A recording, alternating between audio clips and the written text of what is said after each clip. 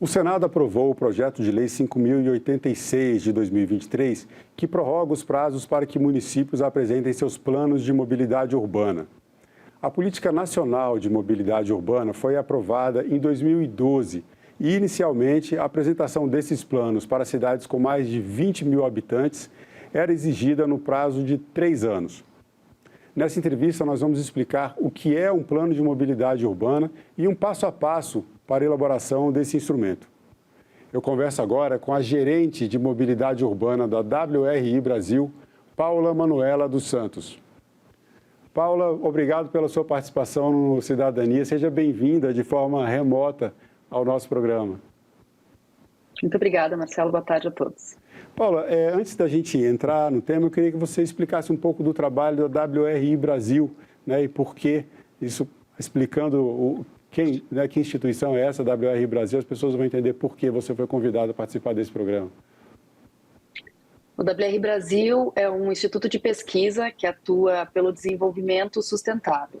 A gente acredita que não é preciso evitar a sustentabilidade para a gente conseguir se desenvolver. Nós atuamos junto a governos, a empresas e a outros tomadores de decisão para desenvolver planos, ações, determinar metas e conseguir promover essa transformação que a gente precisa nas nossas cidades. Então, agora vamos entrar exatamente na questão da nossa entrevista, né? Esse primeiro ponto básico. Vamos explicar para as pessoas o que é um plano de mobilidade urbana. O plano de mobilidade urbana é um instrumento que está determinado por lei federal, né? Como você bem falou na nossa introdução, e ele empacota todas as diretrizes que um município se planeja ter para organizar a sua mobilidade urbana. Quando essa política foi estabelecida em 2012, esse conceito de mobilidade urbana ainda era muito novo, muito fresco no nosso dia a dia, né? Estava surgindo esse conceito de mobilidade urbana. Hoje a gente fala muito de acesso a oportunidades. Então, a mobilidade urbana tem que ser um meio de promover acesso às pessoas, né? Acesso ao trabalho, ao lazer, a oportunidades de saúde, né? Então, o plano de mobilidade, ele traz as políticas, né, os instrumentos que a cidade vai utilizar para promover esse acesso às pessoas. Isso pode abranger estruturação do transporte coletivo, quando a cidade for de um determinado porte, pode abranger políticas para incentivo à mobilidade ativa, né, a pé e de bicicleta, pode envolver medidas de trânsito. Então, todos esses elementos da mobilidade urbana se juntam no plano de mobilidade.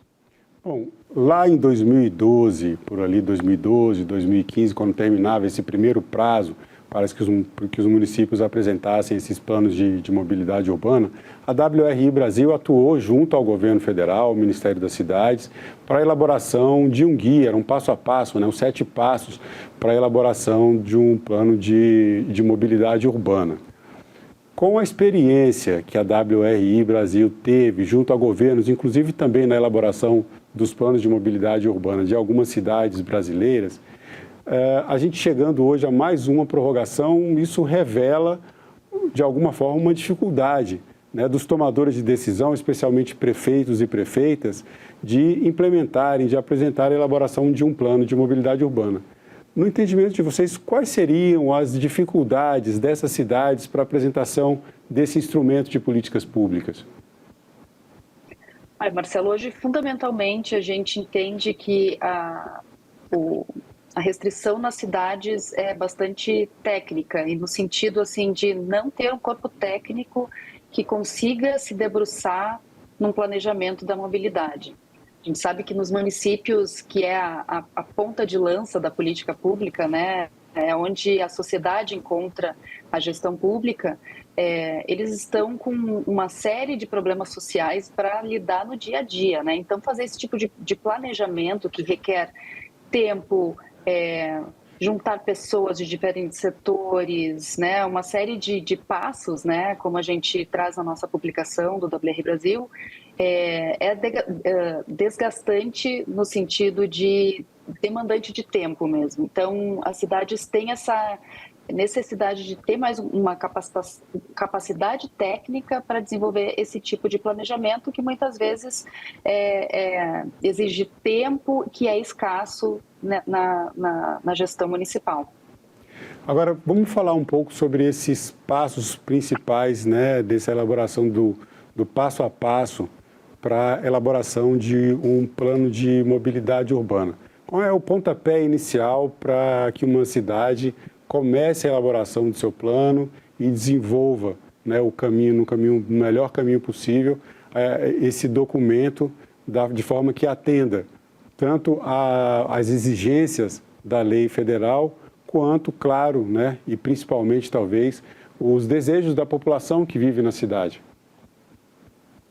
Essa publicação que o WRI fez lá em 2012, ele abrange 7 passos, né? E dentro desses 7 passos, a gente traz desde uma preparação até a avaliação e a revisão desse plano depois de aproximadamente 2 anos. Como você bem falou, a mobilidade muda ao longo do tempo, né? Ainda mais nesses momentos que a gente vive, que entram novas versões da mobilidade, entra aplicativos, né? A gente vê a cada ano mudando, através da tecnologia, a mobilidade urbana. Então, esse plano tem que ser revisado. Mas o primeiro passo é justamente essa preparação que eu falava antes.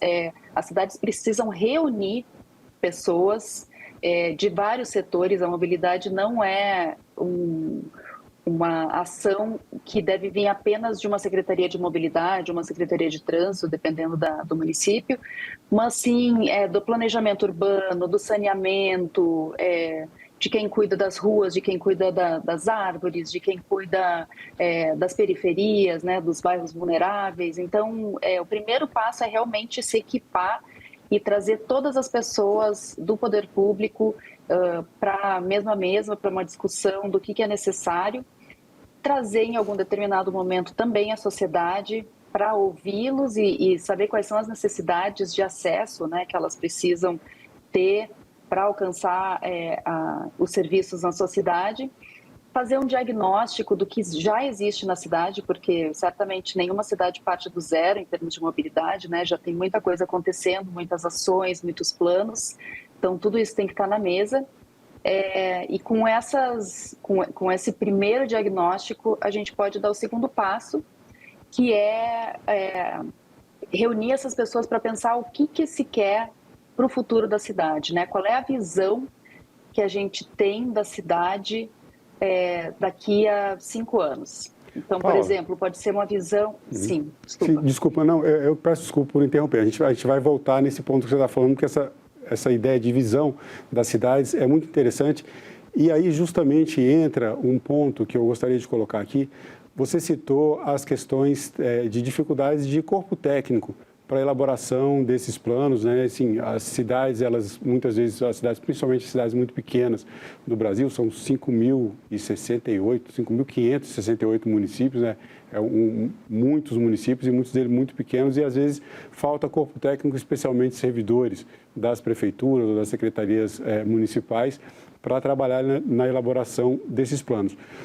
Aqui a gente está falando do corpo técnico, mas nesse documento da WR Brasil, vocês ressaltam a importância de ter uma abrangência técnica, que é essa que você acabou de comentar, e a outra parte que é uma abrangência social. E você está falando justamente da visão de cidade.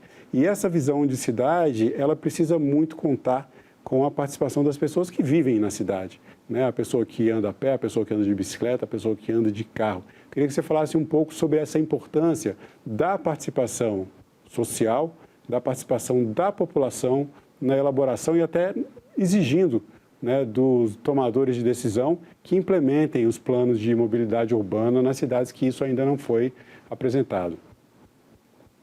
Perfeito.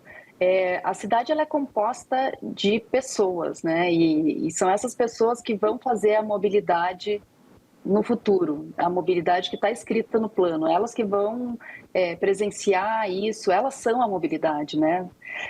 Então, se o plano não ilustra as necessidades delas, se não endereça as necessidades delas, esse plano não vai ser executado, né? As pessoas não vão se sentir empoderadas e não vão utilizar, de repente, o transporte que foi planejado da forma como foi esperada. Então, não tem um plano de mobilidade criado a sete chaves, né? E da mesma forma, fazendo um paralelo, né, não tem como colocar a elaboração de um plano de mobilidade exclusivamente na mão de um terceiro, né, de uma consultoria que faça completamente sozinha, porque o plano de mobilidade tem que retratar realmente o que a população precisa. E essa é fundamentalmente a ideia de trazer a população para desenvolver as ações junto, a visão de cidade que se quer para o futuro, as metas, os resultados, porque são elas que vão vivenciar no dia a dia e elas precisam estar se identificando com o plano de mobilidade. Passada essa etapa de construção da visão de cidade, já a segunda etapa de uma elaboração, começa aí um desenho desse plano. Qual é o próximo passo? Depois dessa visão, né, que a cidade precisa ter do seu futuro, que vai ser, por exemplo, em 2030, a cidade X quer ser reconhecida por dar acesso a oportunidades, a lazer, a serviços à sua população, através de transporte coletivo eficiente, a boas calçadas, a boas ciclovias. Então, é esse tipo de visão que a gente tem que trazer para o plano de mobilidade. Nesse momento, a gente também tem que trazer os objetivos, fazer um planejamento do plano de trabalho, né? Isso é bem importante de ressaltar, que um plano de mobilidade não se faz em um mês. A gente estima que aproximadamente 1 ano é necessário, né, para fazer um plano de mobilidade de qualidade. Então, todo esse planejamento de quanto tempo a gente vai precisar para fazer isso vem em seguida.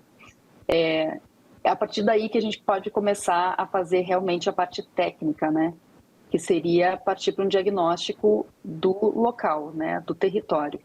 Isso seria analisar mais ou menos a área em que vai ser trabalhada, né? Tem um outro aspecto que é interessante, que faz parte do texto da lei, que prevê a integração da parte urbana das cidades com as áreas rurais. E aqui é interessante a gente tocar nesse ponto, porque a ideia de município, ela vai ser um pouco diferenciada da ideia de cidade justamente por essa parte urbana, né? Aquele chamado perímetro urbano. Quem viaja por esse nosso imenso país passa sempre, vai passando pelas cidades, e daí você entra no município, tem a divisão de um município com o outro, que normalmente é essa parte rural, e daí a gente entra, sempre tem aquelas placas, você está entrando numa área do perímetro urbano. E tem essa vertente da lei, essa determinação de integração de área urbana com área rural. Como isso acontece dentro de um plano de mobilidade urbana e qual a importância dessa integração dessas duas áreas do território da cidade, como você acabou de colocar? Perfeito. É nesse momento de diagnóstico que são identificadas essas oportunidades, essas necessidades de integração, né? Por isso que eu digo, primeiro, trazer a sociedade, né? Saber quais são as necessidades, mas também entender as particularidades. Então, se existe ou não a oportunidade de acesso para essas pessoas que moram na área rural para virem utilizar os serviços de saúde, por exemplo, ou de educação na área urbana. E essa integração, sim, se faz dentro de um plano de mobilidade, ou, né, numa sofisticação, né, num plano de mobilidade metropolitano, aí se envolver mais de uma área urbana. Mas é no plano de mobilidade que se faz esse diagnóstico das necessidades. Se vai precisar, por exemplo, de uma linha de transporte urbano que, né, vá até a zona rural, que tipo de veículo vai precisar, né, que tipo de ações a gente vai precisar tomar para ter os recursos necessários para alcançar essas pessoas, toda e qualquer pessoa da cidade. Passadas essas etapas, entra numa fase que é importante, que é a fase de aprovação do plano de mobilidade urbana. A gente colocou aqui já, né, você citou aqui vários atores que fazem parte da elaboração, do diagnóstico, da preparação de um plano de mobilidade urbana. E quando parte para essa etapa de aprovação, a gente está colocando aqui uma questão, inclusive, que é uma questão legal, né? Os municípios têm as suas câmaras de vereadores, o seu poder legislativo municipal, e o plano de mobilidade urbana ele deve ser aprovado por lei. Eu queria que você falasse sobre essa etapa e a importância de, dentro do projeto, né, de todo o início que já foi colocado, da participação do Poder Legislativo, quer dizer, dos vereadores dos municípios, para que o plano desenhado chegue para aprovação com a participação deles.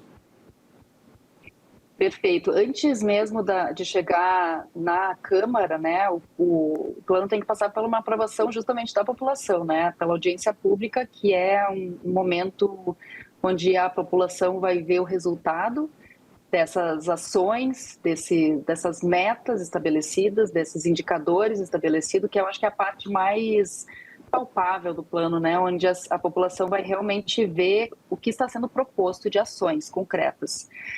Passado essa audiência pública, a prefeitura recebe essas recomendações da população, consegue preparar o plano melhor, abarcando todas essas recomendações, e daí sim passar para a Câmara, que deve aprovar para que seja realmente uma lei.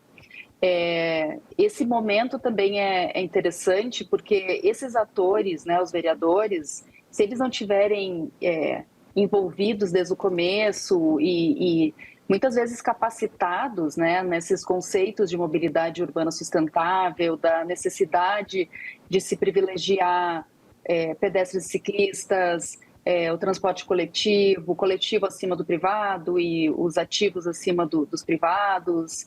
Esse tipo de conceito são conceitos que a lei já traz desde 2012, mas não são tão colocados na prática ainda nas nossas cidades. Então, o Poder Legislativo precisa entender esses conceitos antes de começar a aprovar o plano de mobilidade, porque dentro deles vão vir muito concretos esse tipo de conceito. Quando, nessa etapa de elaboração e aprovação do projeto, você fala em metas, indicadores, que é uma parte bem importante desses planos de mobilidade urbana. Que cuidados que deve se ter, que os municípios devem ter, enfim, as pessoas que estão trabalhando na elaboração desses planos, devem ter no estabelecimento dessas metas e desses objetivos?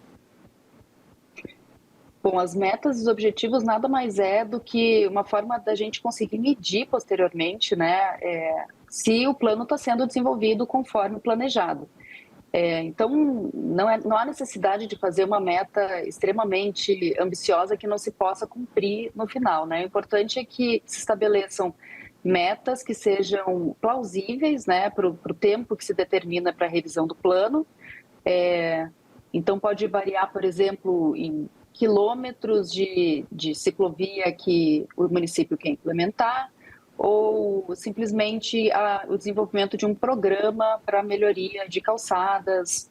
Então, eu dei esses dois exemplos porque a meta desses dois exemplos é um pouco diferente, né? Um é quilometragem de ciclovia e o outro é, sim ou não, fizemos um programa.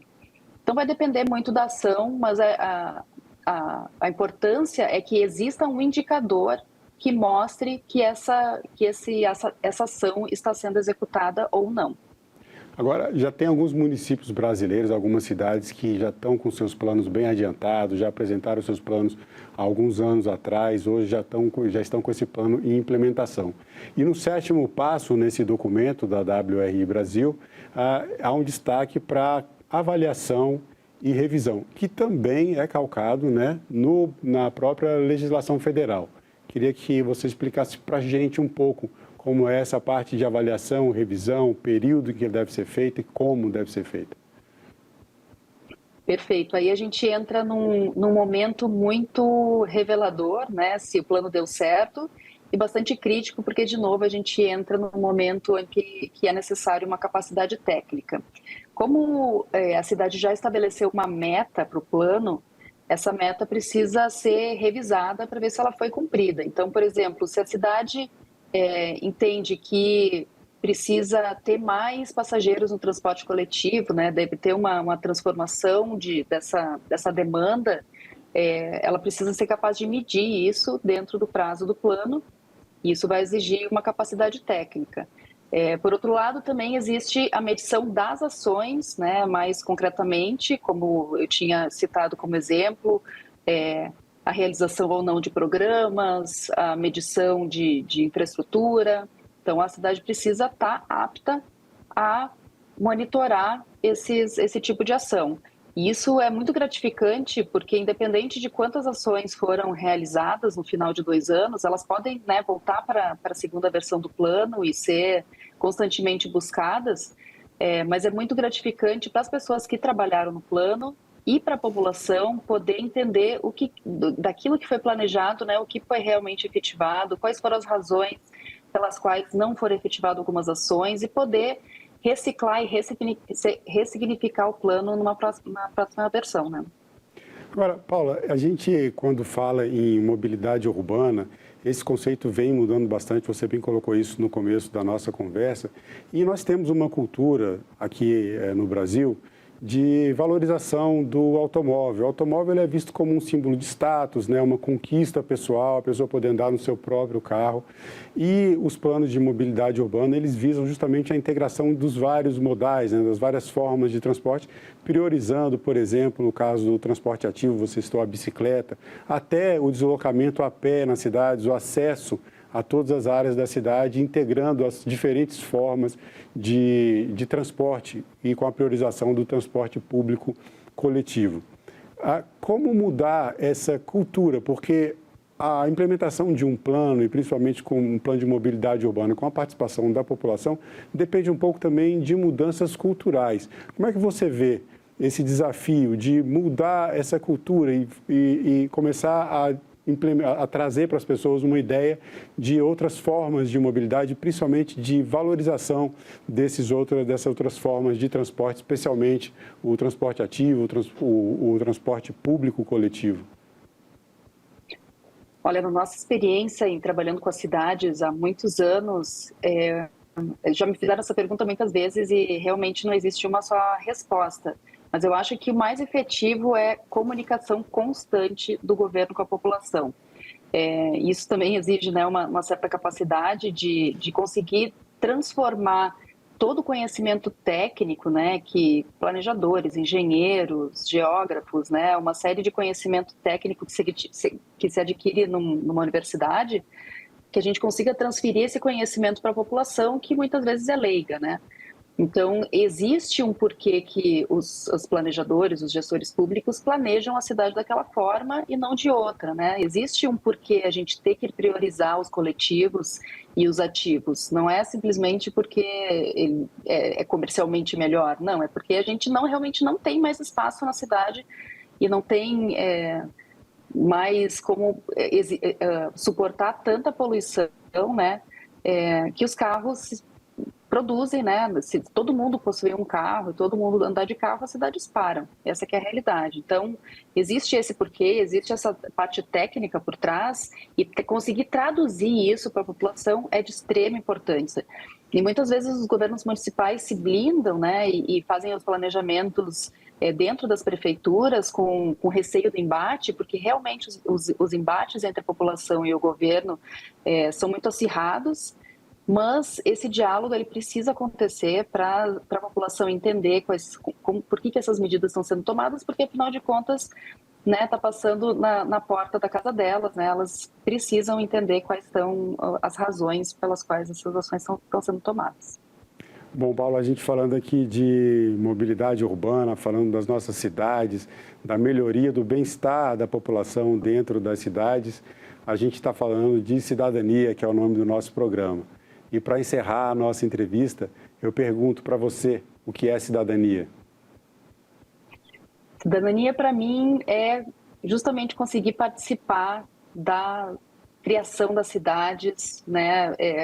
É conseguir curtir um espaço público, né, com a família no final de semana, porque entende que aquele espaço é coletivo e que as pessoas que frequentam aquele espaço também são suas companheiras, né, nessa jornada, nessa vida da cidade.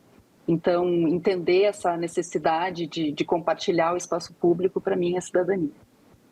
Bom, Paula Manuela dos Santos, gerente de mobilidade urbana da WRI Brasil, eu quero agradecer mais uma vez a sua participação no nosso programa. Muito obrigado. Eu que agradeço, Marcelo. Uma boa tarde. E eu agradeço também a você que acompanha a programação da TV Senado. Assine o canal da TV Senado no YouTube, ative as notificações e acompanhe toda a produção do Poder Legislativo diretamente da fonte. Na TV Senado, democracia é todo dia.